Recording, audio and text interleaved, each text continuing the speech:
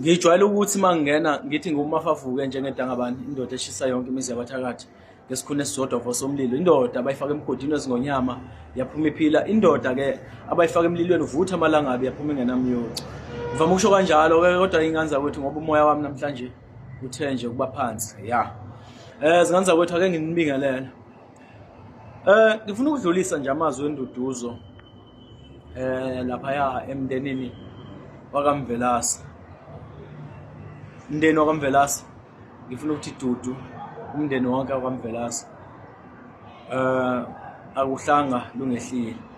Siyazi ukuthi lesi simo enibhekene naso njengamanje sowuphuka kwelunga lomndeni usiqiniseko Mvelase akumnandi, kubhlungu, ushiya abafowabo, odadewabo, abazali, izingane, kubhlungu. Kodwa ke akuhlanga lungehlile. And ikhumbulani lento ukuthi umzimba uyalala kodwa umoya awufi. Umphefumulo kasiqiniseko Mvelase uyohlala ukhona ngaphakathi komndeni wakaMvelase. Awusoze ufe umphefumulo. Ababulali benyama bangayibulala inyama kodwa umoya angeke bawuthinte.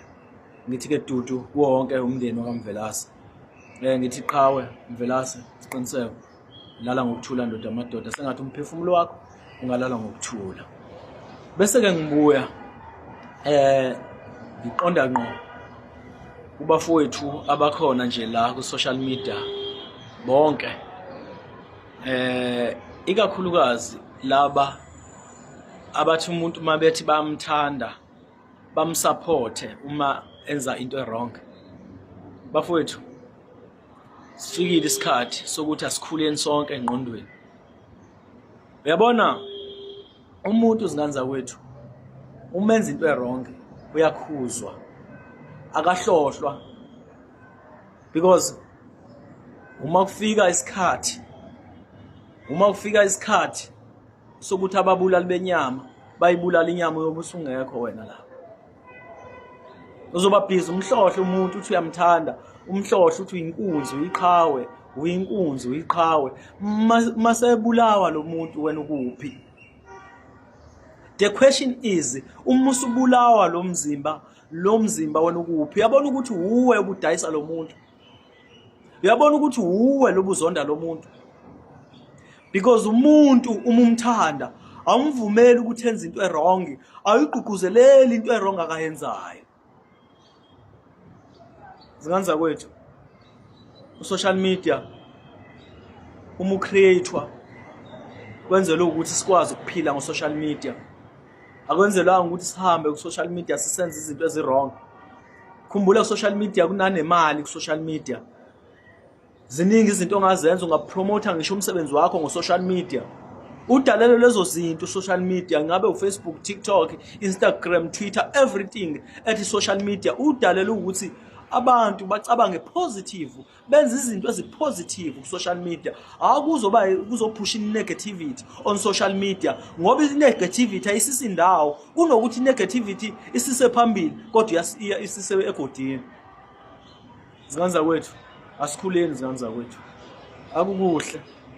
akukuhle ukugqugquzelela into wrong.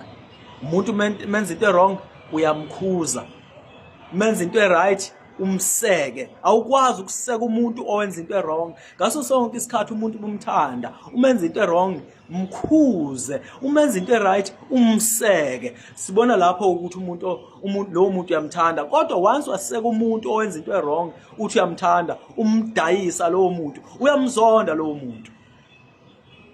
Asikhuleni zingane zakwethu, bazohamba bafowethu baphele ngenxa yethu, ngenxa ukuthi asikwazi ukukhuza umuntu owenza into wrong. Umuntu menza into right asikwazi futhi ukumgqugquzelela. Kunokuthi sigqugquzelele umuntu owenza into right, sithi no wrong. La enza khona into right ila sithi wrong khona. La enza into wrong khona siyamgqugquzela ukuthi akaqhubeka yenze more. Asikhuleni zingane zakwethu, asikhuleni. Sifikile isikhathi sokuthi sikhule la engqondweni. Angibonge ithuba. Inkosi ithele umusa.